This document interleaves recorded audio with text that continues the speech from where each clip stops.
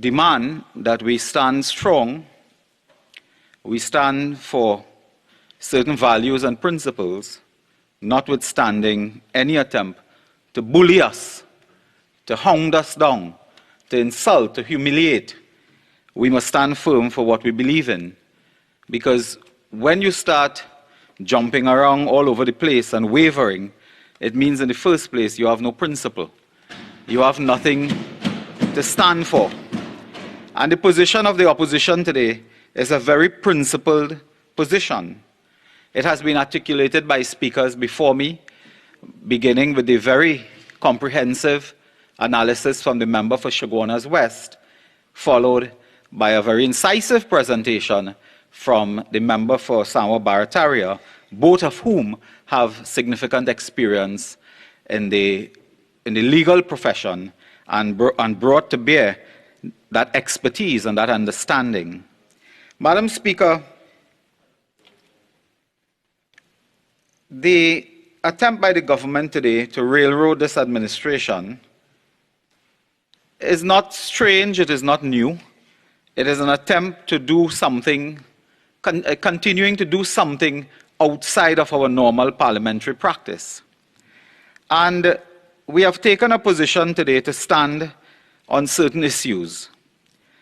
I had very little intention to speak early in this debate, but by a strange assortment of experiences today, by the way events unfold, I would say it was rather coincidental, if you can believe that we came today to debate the evidence bill and focused, as the minister did a few minutes ago, on this matter of CCTV cameras. And I would tell the minister, I have an obsession with this. And I am obsessed because I know firsthand how criminals, bandits, kidnappers, and murderers can go free because CCTV cameras are not working in strategic places in Trinidad and Tobago. I know that. It is not only a personal experience involving myself, where in a matter of a motor vehicle accident some years ago, I was confident, Madam Speaker, when I looked around a particular roundabout and I saw 4 CCTV cameras erected, I was confident that we will find the driver of what was a hit and run, only to be told by the police weeks after, well, boss, those cameras not working, you know.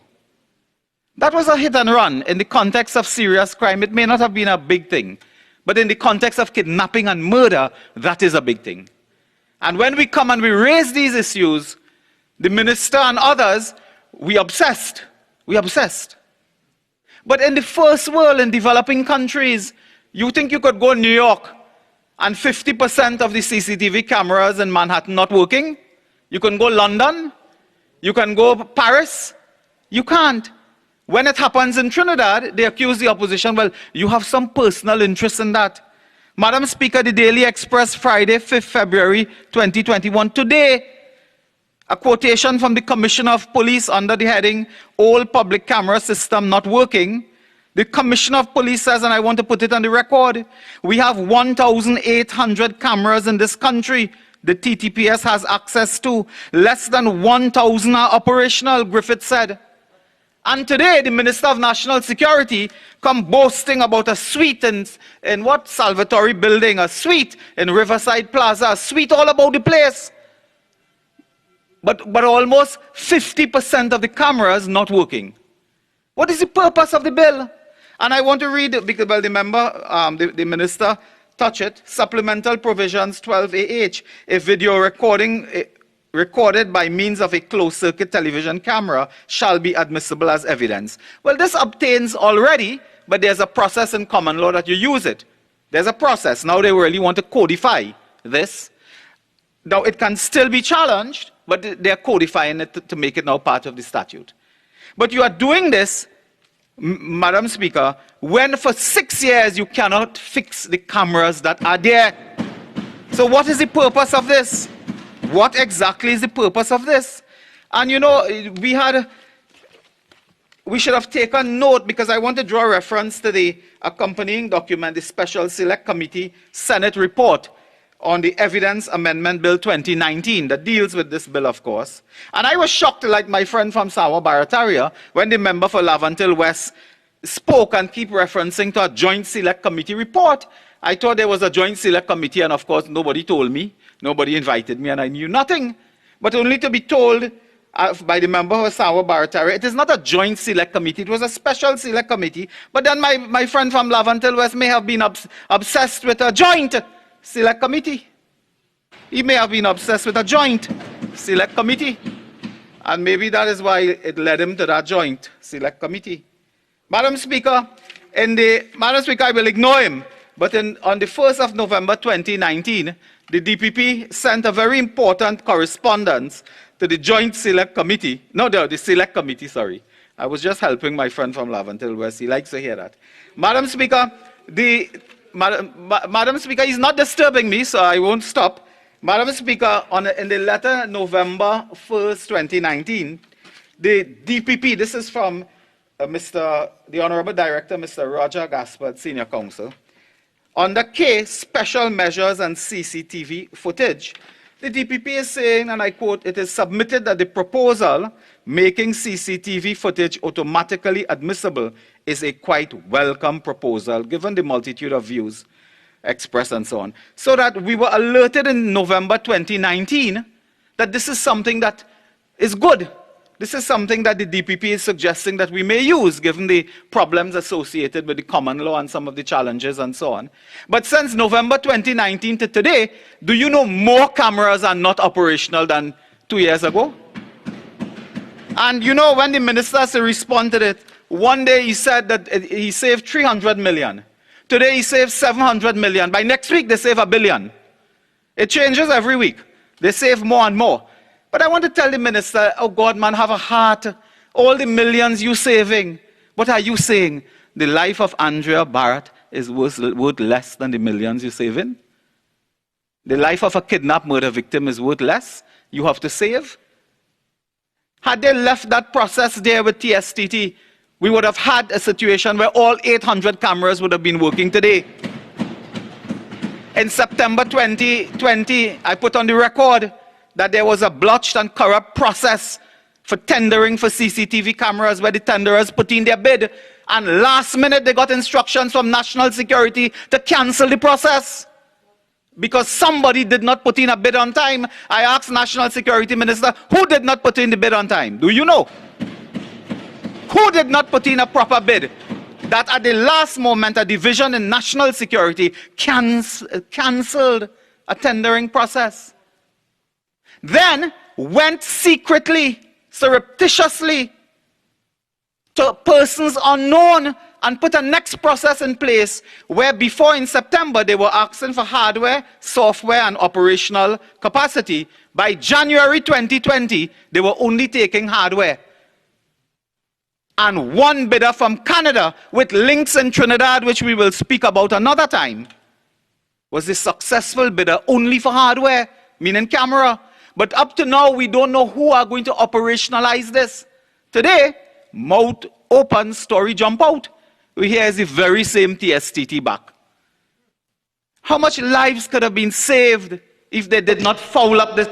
Okay, so remember, I'll allow you some leeway, but remember this is not about the procurement of CCTV cameras and so on. Okay? Yes. Let me leave that there. I've said enough. I just want to touch on one or two other matters.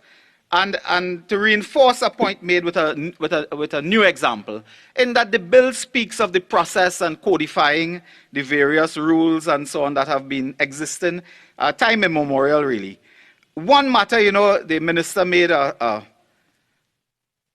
lot of, is this matter of identification, parade, and so on, because those on our side are very practical. We are practical people. And you know, I will give the example of being practical. One government gave children laptops, another bought paintings. It's really the fundamental difference between the two administrations. One gave laptops, one bought paintings. So you enjoy painting. But in this matter of identification, is the minister aware that there are police? First to begin, these two-way mirrors are only available in a few police stations throughout the country. That is a fact. Do you know that some of these identification areas and parade rooms areas are not working. I am told now, even in Shagwanas, in the Shagwanas police station, the intercom is down, not working. And this is the problem that we have cited before. The police service is not being provided with the resources to do the maintenance, the nuts and bolts, fixing of police stations and critical equipment. And that is a fundamental problem. So you come today, beat your chest, pass law, we want to save from monsters around. When the monsters came? What, the monsters came from Mars this morning? We had monsters here for many years. We had these barbaric criminal elements for many years. And if you had a heart, you would have provided the TTPS with $100 million that they needed more to pay their bills, to fix police cars, and let me get back to identification because that is in the bill. So that in one police station, for example, identification is a problem. In Shagwanas, the intercom is not working, Madam Speaker. Another critical issue with the criminal justice system, Madam Speaker, is this issue of getting persons to participate in a parade. Persons are not likely to be volunteering to participate in a parade because they are asked to participate because they resemble the description of a rapist. They are not sure, they are scared and so on. That is a serious issue. Things break down all the time in police stations. I am told when intercom system break down, lights are not working. It takes sometimes a year because the resources are not available to fix.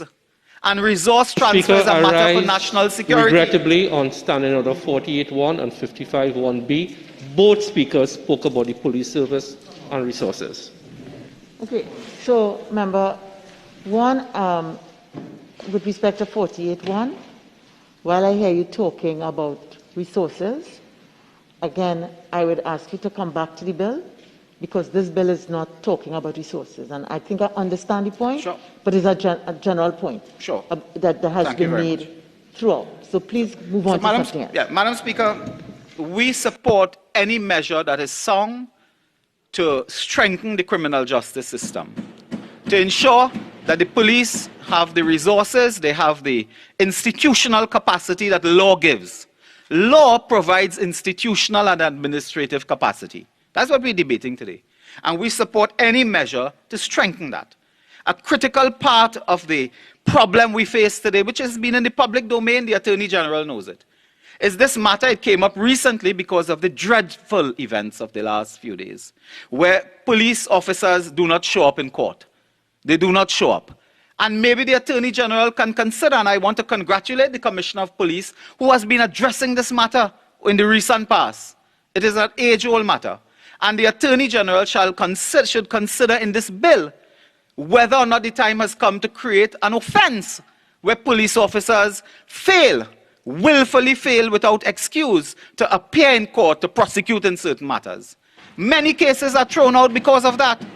And while the Commissioner can do his best, he may not have the law on his side in dealing with this. And I want to ask the Attorney General that he should consider making an offense where police officers clearly, willfully, deliberately, or for some other hidden reason fail to appear so that barbaric criminals go free. Madam Speaker, I thank you. Member Farima.